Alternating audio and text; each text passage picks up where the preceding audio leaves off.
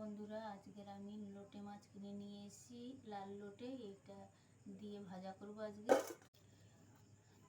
লোটে মাছ রান্না করার জন্য পুঁই শাক শুরু করে কেটে নিয়েছি, আলু কেটে নিয়েছি, পেঁয়াজ, রসুন, আদা। লোটে মাছটাকে এবারে ভেজে নেব।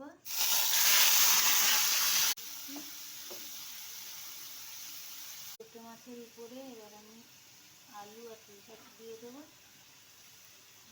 লোটে মাছটা আমাদের ভাজা হয়ে গেছে। এবার আমি দেবো পেঁয়াজ, দেবো